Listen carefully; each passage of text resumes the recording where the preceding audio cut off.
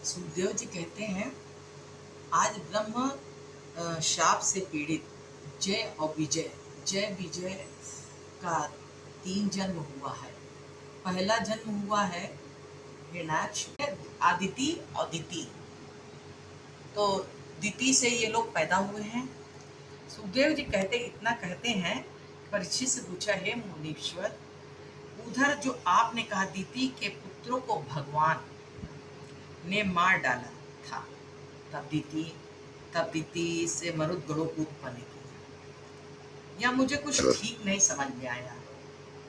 कहने लगे, क्योंकि भगवान तो बड़े दयालु और सृष्टि विरोधी कार्यों से सदैव दूर रहते हैं। समदर्शी, सबको प्रिय, प्राणी मात्र के शुभ चिंतक हैं। उन्होंने इंद्र के प्रयोजन के लिए दिति के पुत्रों को क्यों मार डाला था?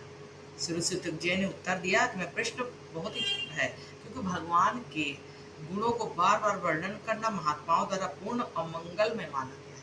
अगर भगवान की बार बार चर्चा की जाए, भगवान की प्रशंसा बार बार की जाए, भगवान की बार बार पूजा की जाए, तो ये मंगलमय होता है। राजन, भगवान तो प्रकृति के परे हैं, सत्वादि गुरु से पृथक है। हे राजन, आपने प्रश्न मुझसे किया है, तो मैं प्रश्न तुम्हारा युधिष्ठिर ने नारद जी से पूछा कि मैं तुमसे इतिहास कहता हूँ।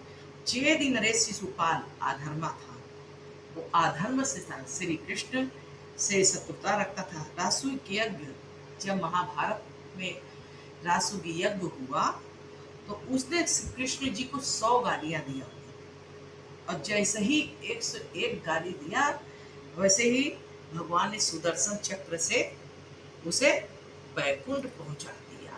जब कोई लोग कहेंगे कि वो बहुत बुरा था, गाली दे रहा था, लेकिन कभी कभी बार बार याद करने से भगवान कहते हैं कि बार बार याद किया है, इसलिए हम उसके साथ हैं। वो किसी तरह मुझे याद तो कर रहा था, इसलिए मैंने वैकुंठ पहुंचा दिया। बड़े बड़े मुनियों के लिए दुर्लभ है।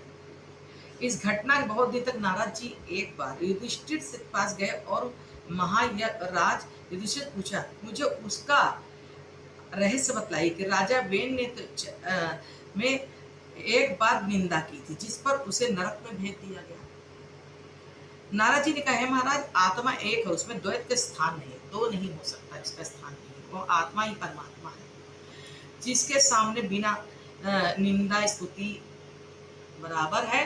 अब मैं कथा खत्म करती हूँ। श्रीमद् भागवत पुराण में कह रही हूँ, जिसको पसंद है वो लाइक शेयर सब्सक्राइब करे। बोलो वृंदावन बिहारी राम।